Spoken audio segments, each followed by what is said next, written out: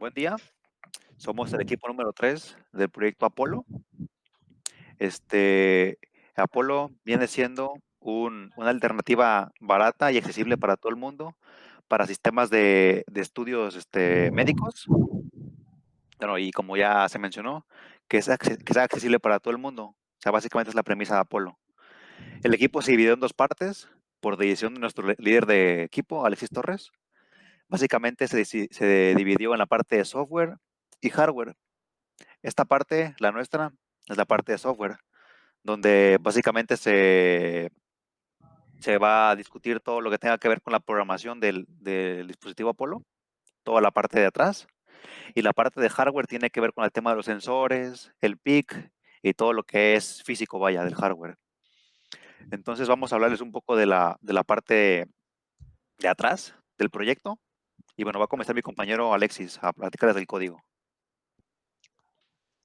Buenas, mi nombre es Alexis Torres Acosta, soy el líder del equipo de Apolo y también del líder de la parte de software. Nuestra parte nos tocó todo lo relacionado de mandarles información a la parte de hardware y el análisis de información mediante audio y también respuestas de audio asimismo. En este caso, yo les empezaré a explicar cómo se manejó la parte del audio. Con este botoncito tenemos dos botones, los cuales ejecutan el código que va a estar en la pantalla, en este pequeño text block.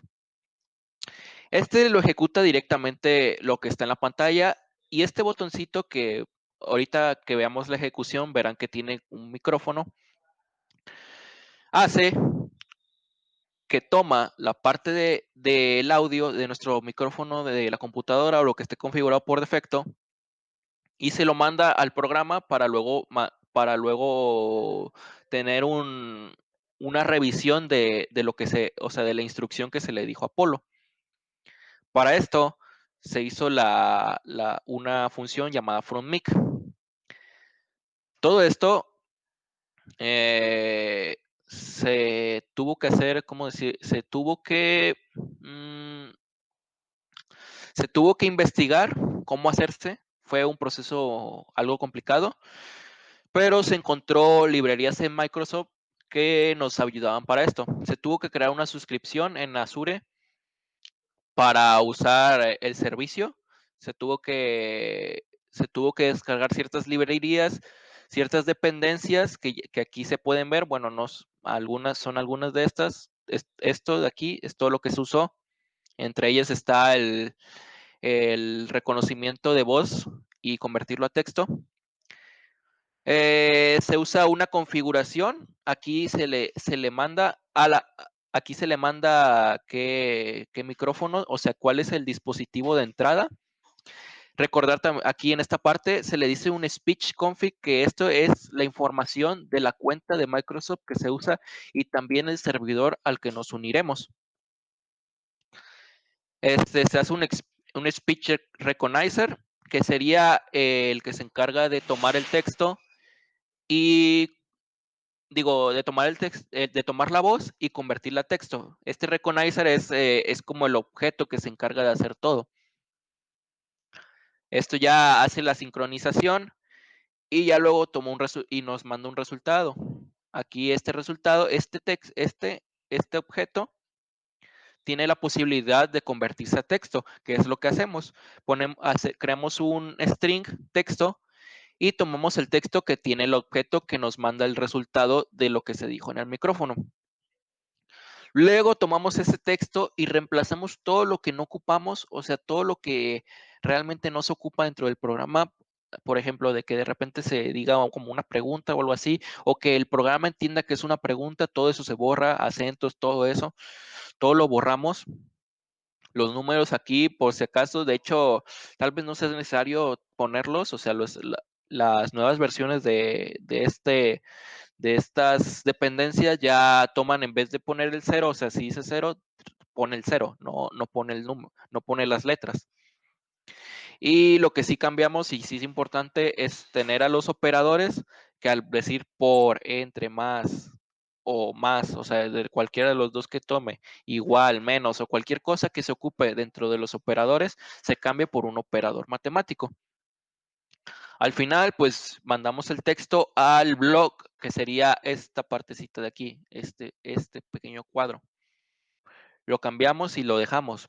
Aquí lo que les decía, el speech config, que sería la suscripción, y al servidor al que nos uniremos. Lo siguiente, pues sería, ya teniendo la información de lo que se dijo, se hace el análisis Apolo, que les explicará mi compañero Mahomed Alit. ¿Qué tal? Yo soy Brian Mohamed. A continuación les voy a explicar acerca, o bueno, un poco de lo que es la función de análisis Apollo y la función tokenizer y el análisis de estructura.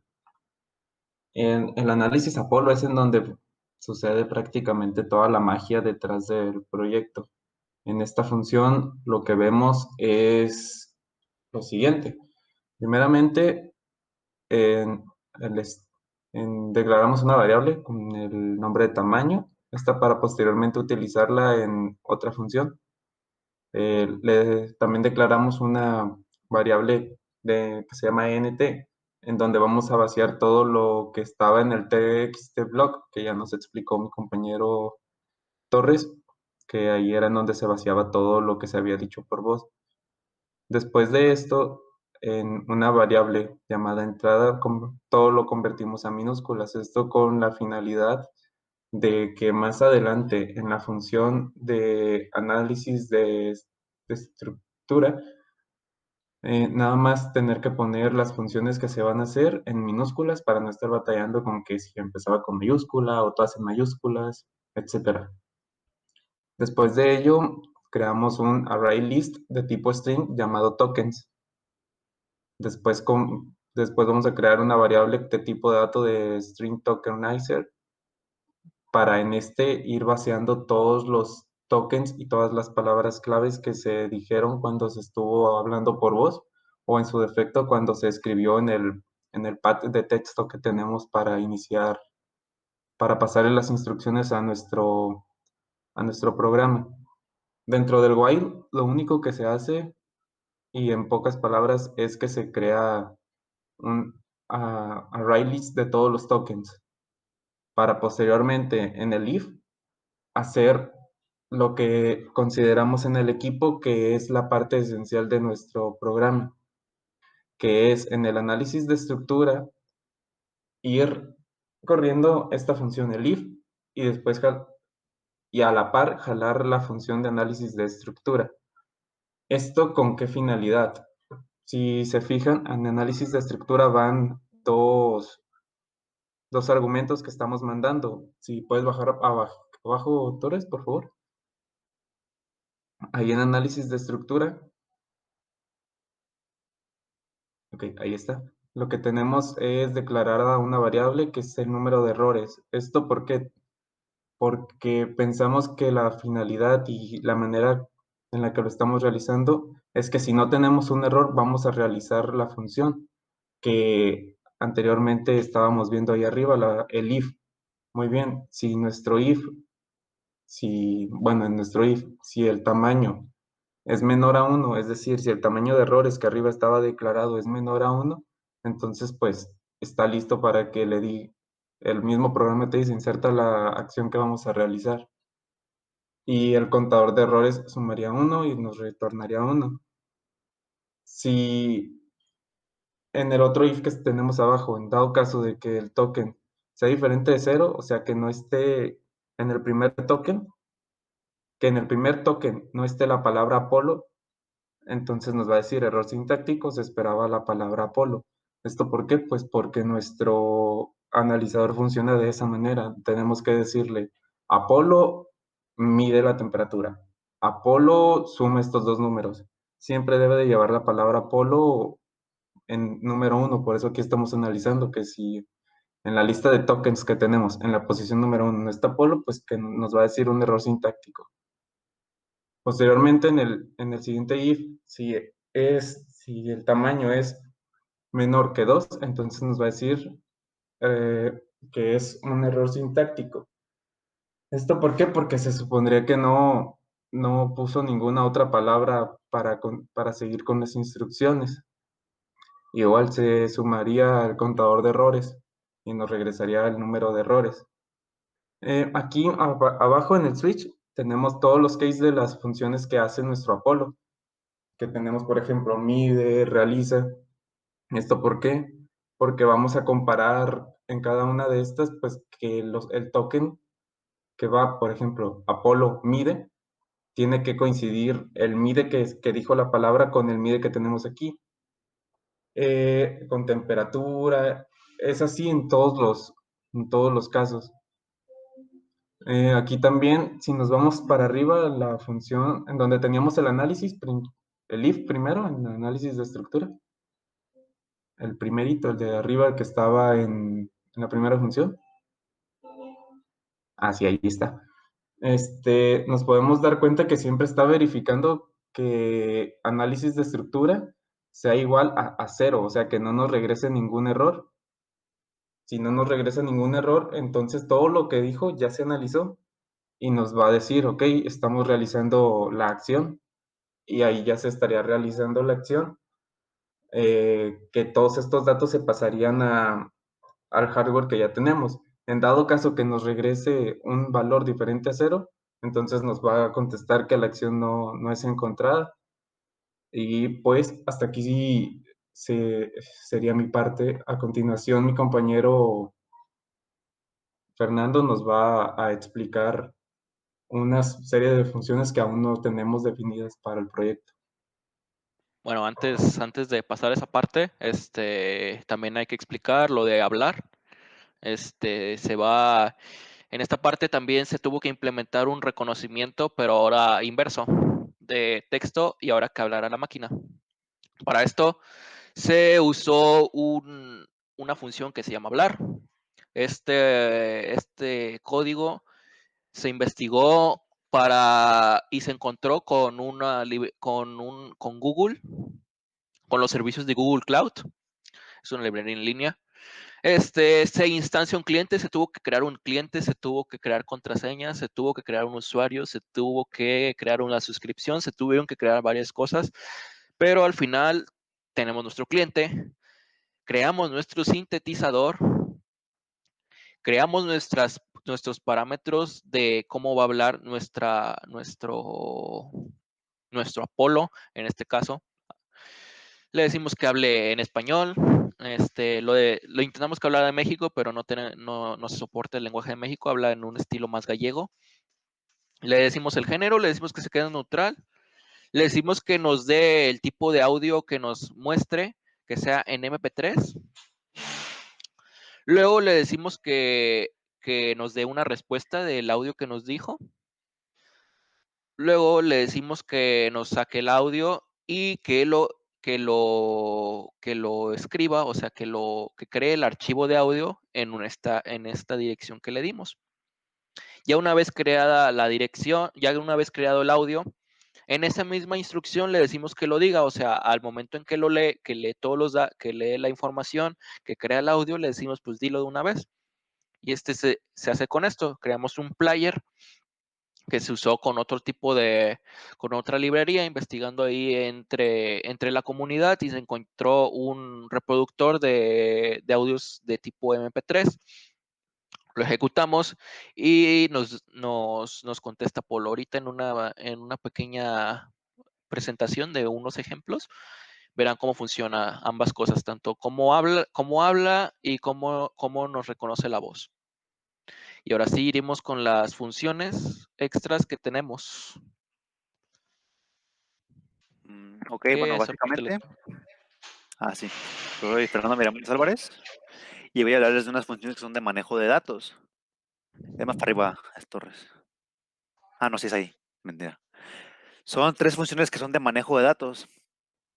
Y estas son funciones que son muy dependientes de estructuras de datos, como veremos a continuación.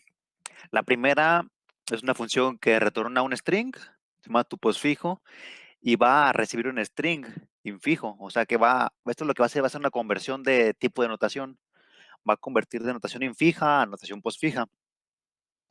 Y bueno, es una función algo complicada, así que voy a tratar de no meterme mucho en detalles, pero lo que hace es que toma la entrada, la notación infija que se le inyecta y la convierte a un arreglo de caracteres. Después asegura que los paréntesis estén balanceados. En el caso que haya un desbalance de paréntesis, ya se sale, es el retorno null, como se ve ahí. Dale, por favor, Torres. Cabe destacar que se hace uso de una pila global para poder estar manejando datos entre funciones, sin necesidad de que los datos estén simplemente ligados a una función local, sino que esto se va a usar para luego de todo el programa. Y bueno, después evalúa si lo que se está inyectando es un dígito, o sea, qué es lo que nos interesa. Entonces va a concatenar la salida con el dígito que se le inyectó. Y bueno, bájale, Torres, más para abajo. Aquí lo que va a hacer es que va a comparar cada una de las opciones, si el carácter es una suma, una resta, una división, una multiplicación, y va a hacer uso de la pila. Y esto podrá no tener ninguna importancia ahorita, pero más adelante en la siguiente función van a ver por qué es más importante. Y bueno, aquí como se puede ver, se llama la función si es de mayor precedencia, con el carácter que se evaluó. Y bueno, bájale, Dan, Torres. Y bueno, y al final se va a retornar la salida, bueno, y recortando los espacios. Y para como resumir lo que hace esa función, toma una entrada de un string en notación infija, hace el procesado del dato de notación infija, hace las comparaciones y las validaciones necesarias, y al final, si es elegible, te va a retornar un string con notación postfija.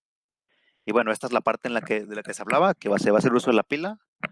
Es una función booleana, es de mayor precedencia, y va a recibir los caracteres inyectados en la condición de arriba.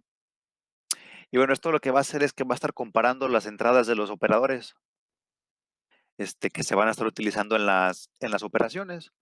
Para igual no entrar mucho en detalle, vamos a tomar unos ejemplos, como por ejemplo el primero, que si la pila está vacía, significa que sí es de mayor precedencia, por lo tanto te va a tornar un true, y ya no se ocupa meter con más detalles. Por ejemplo, el otro, que si el carácter es un símbolo de potencia, también es de mayor precedencia, por lo tanto, retorna true. ¿Puedes bajarle, Alexis, por favor? Y bueno, por último, la última operación de manejo de datos es la función de evaluar postfijo. Bueno, como su nombre lo indica, se va a evaluar la notación postfija que se le inyecte y se le va a pasar como parámetro un string en postfijo. Como se usó ahí arriba y que ya mencionó mi compañero Mahomed Ali, se va a estar utilizando el método de los array list y los tokenizers. Como ya se vio, el array list va a ser una array list de string donde se le van a pasar los tokens, se van a estar guardando los tokens ahí. Con la ayuda de la librería del tokenizer, se va a estar iterando con el while. Si el string que se le pasó sigue teniendo tokens para ser procesados, se va a procesar. Y bueno, dale para abajo, Torres, por favor. Y bueno, aquí se van a hacer todas y cada una de las posibles validaciones para las operaciones. Tenemos el primer condicional, de que si el operador es una suma, entonces le corresponde hacer una suma a la función. Entonces se ve que se declara un string suma y se va a convertir de entero a el operando 2 y se va a sumar con el operando 1. Y ya después hacen las operaciones con los tokens. Seguimos con el siguiente. Si el operador que se le pasa es una resta, entonces obviamente es una resta. Se declara el string resta, se le pasan los operandos para poder hacer la resta y bueno, se hacen las operaciones con los tokens.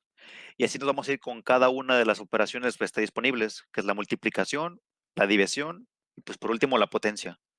Y bájale, Torres, y al final se va a retornar un 0. Eso quiere decir que fue correcta la operación con el retorno del 0. Y básicamente serían estas las operaciones de manejo de datos, que como ya vimos en trabajos pasados, el tema de las notaciones es muy importante, ya que se nos dio la tarea de elegir una notación con la que vamos a trabajar nuestros datos. En este caso, pues es para la postfija. ¿Algo más que destacar, Alexis? Cabe resaltar que aunque el código pues se dijo en por partes, no sé realmente, o sea, no cada uno hizo operaciones, o sea, ¿cómo se dice? Funciones por separado. Fue un trabajo en equipo de la parte de software. Todos contribuimos para cada parte de lo que aquí se explicó y cada uno puso en igualdad de partes su granito de arena para lo que llevamos en esta parte. Como punto final, pues yo diría que sería mostrarlo, un pequeño ejemplo, lo que llevamos. Dos instrucciones rápidas, deje que se ejecute. Buenos días, usuario. Como ven, ahí pues ya tenemos como una bienvenida. Le decimos una instrucción válida, que sería Apolo mide temperatura. Realizando acción. Como ven, pues Apolo pues sí nos contesta porque sí existe la acción Apolo mide temperatura, o sea, sí existe dentro de su conocimiento. En otro caso en que no existiera, pues también nos dice cuando no existe. Digamos que no se dice la palabra Apolo al inicio. Mide temperatura. Acción no encontrada. Como ven, pues se cambia el texto y pues la acción no se encuentra porque realmente no tiene la palabra clave Apolo. Esta información, pues ahorita solo es puro texto.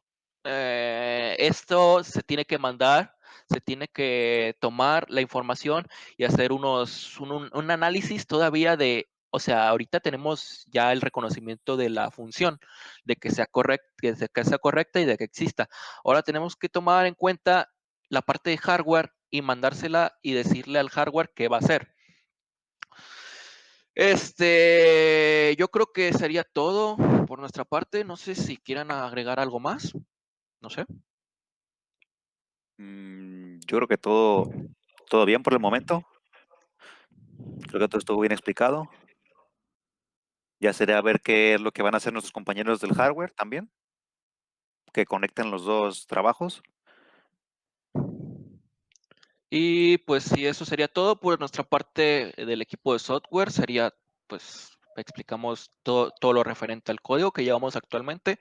Yo creo que llevamos buen progreso y a más tardar, no sé, antes de terminar diciembre, yo creo que esta parte, el código se termina.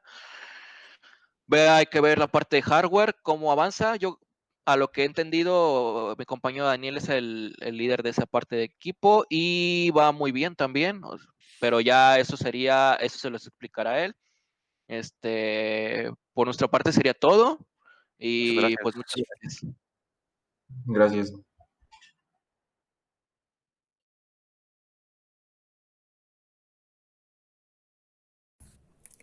Hola, mi nombre es Alison Citlali Rodríguez Solís y voy a hablar de una manera muy general y rápida sobre todos los componentes y sus características que nosotros estuvimos utilizando a lo largo del desarrollo de nuestro proyecto, los cuales pues hicieron posible que nosotros lleguemos al resultado del día de hoy.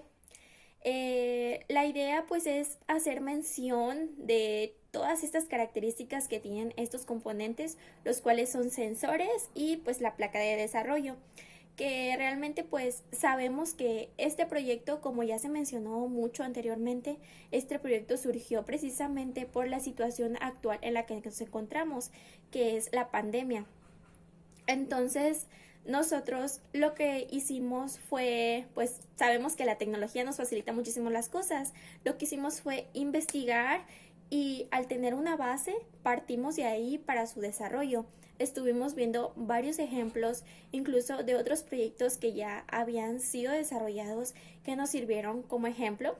Y lo que hicimos también es investigar a fondo todos estos componentes y cómo es que nosotros los podíamos hacer funcionar para poder lograr el objetivo que nosotros queríamos.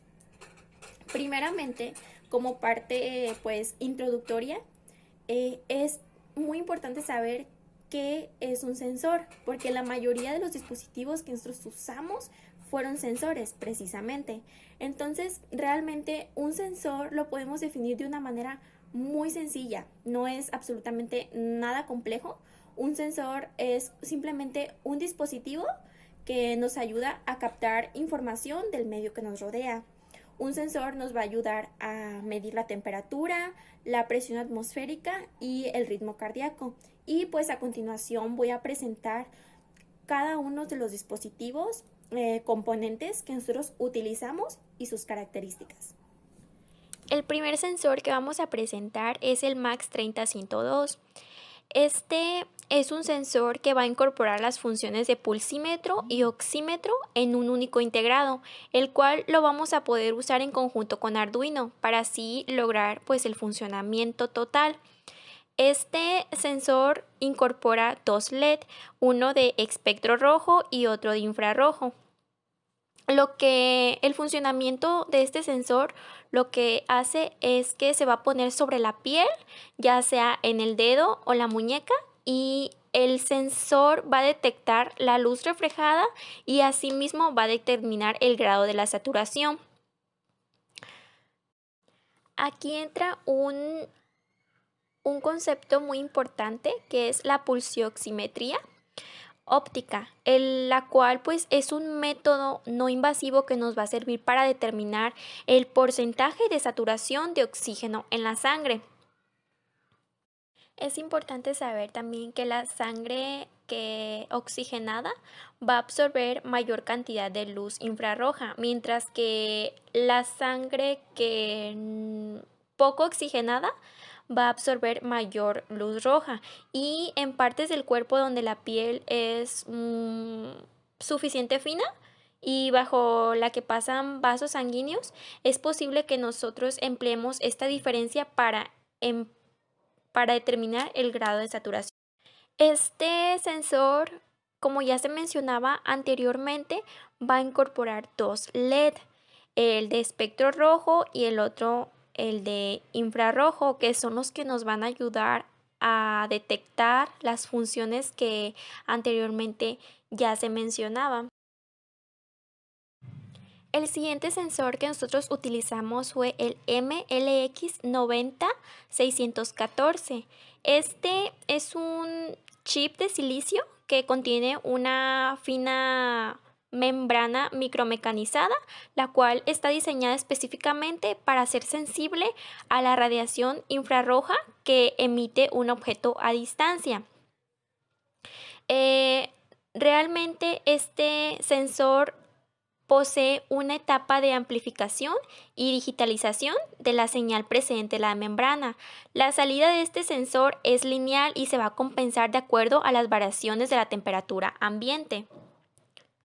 Este sensor también incluye un amplificador de bajo ruido, también un conversor ADC de 17 bits y un procesador digital de señal y compensación de la temperatura ambiente. En conclusión, lo que hace este sensor de temperatura infrarrojo es que va a medir la temperatura a distancia sin necesidad de que haya contacto con él. Un detalle muy importante o que debemos de saber y tomar en cuenta para este sensor es que todo objeto que esté por encima del cero absoluto va a emitir radiación cuyo espectro va a ser proporcional a la temperatura. Eso es una ley. Lo que hace este sensor, el MLX90614, es que va a captar esa radiación y la va a procesar para así entregar a su salida una señal eléctrica proporcional a la temperatura que ya fue medida. Así es como funciona su proceso y es lo que se encarga de hacer. Otro sensor que nosotros decidimos utilizar y que necesitamos hacer uso de él fue el MPX4250AP. Este es un sensor de presión absoluta. Este dispositivo está diseñado específicamente para hacer detección de presión absoluta del colector de admisión en un sistema de control motor.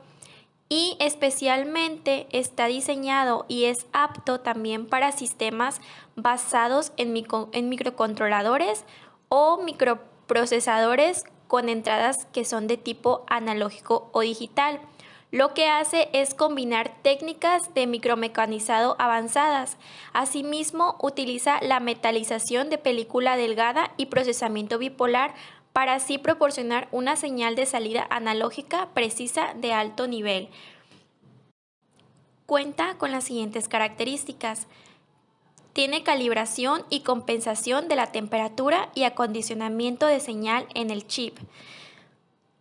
También ofrece un peso y volumen reducidos en comparación con los módulos híbridos ya existentes y es muy ideal para aplicaciones no automotrices y cuenta con un tiempo de respuesta de 1 milisegundo.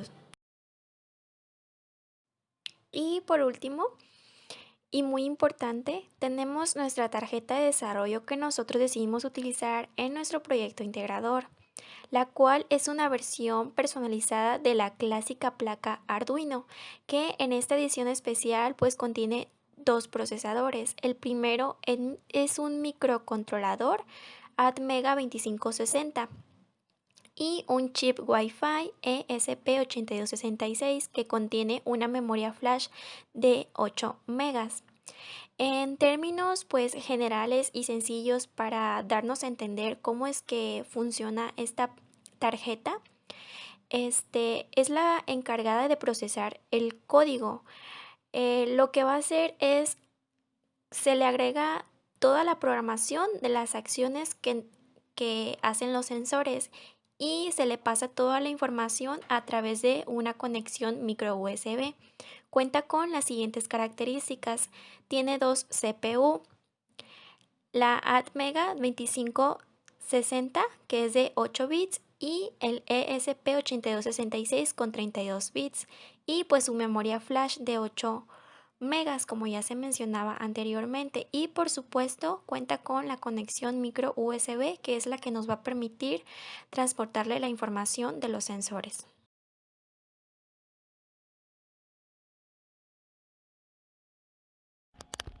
Muy buen día, mi nombre es Luis Daniel Méndez Castellanos y yo les voy a hablar de la parte del proyecto integrador Apolo, de la parte de hardware y su función mediante el Arduino. Bueno, el proyecto Apolo está caracterizado porque hace uso de 3 sensores. Uno de ellos es el sensor MAX 30102, el cual nos permite medir el pulso cardíaco y el oxígeno en la sangre. El sensor es este de color negro. Ahorita se encuentra activo porque está activado el programa dentro del Arduino. Y vamos a proceder a hacer una prueba con él. Aquí, como se va a poder ver en la computadora, voy a mostrar el monitor serial. Y para poder iniciar la conversión es necesario apretar una tecla y poner el dedo en el sensor.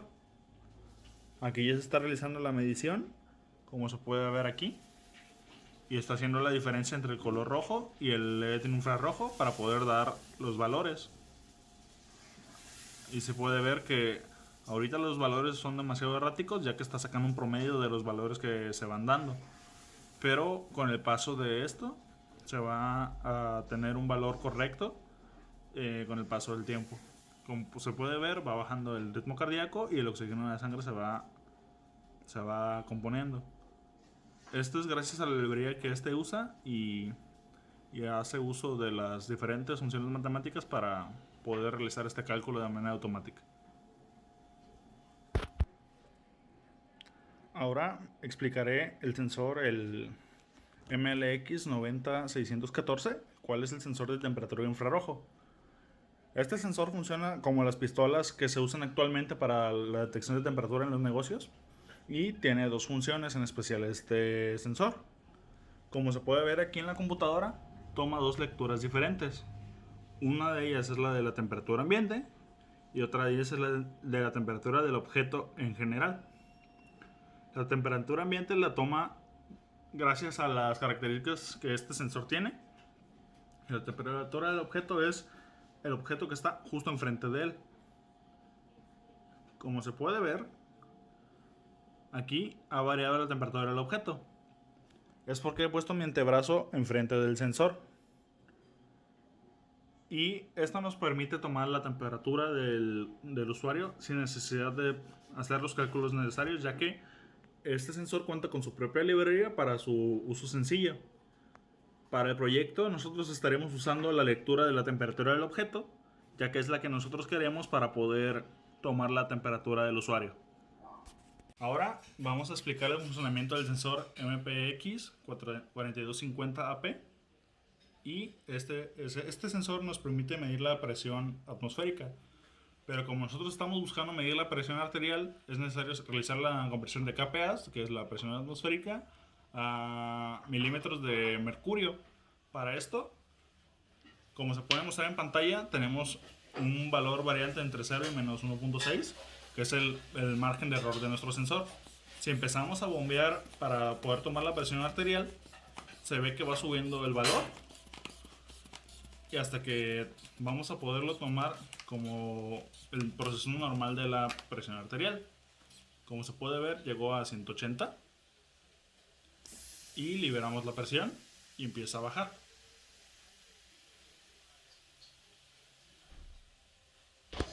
De los datos recopilados de la presión arterial tenemos dos valores. Uno de ellos es la presión arterial, es la sistólica, que debe estar entre los valores de 91 y 119. Y aquí tenemos que hubo un salto. Aquí se puede ver que bajó a 118 y 119. El de 129 fue un movimiento brusco que se tuvo, pero fue el valor real, que es el margen de error, es el de 119, dado por la presión sistólica. Mientras que la presión distólica está entre el margen de 61 a 79. Y tenemos que este se encuentra más abajo. Aquí son todos los valores de que mientras va bajando la presión, es el sensado de nuestro sensor. Y ese valor se encuentra en el último pulso que se tiene, que es el último salto. Tenemos que el valor es de 63.22, siendo ese valor el de la presión distólica.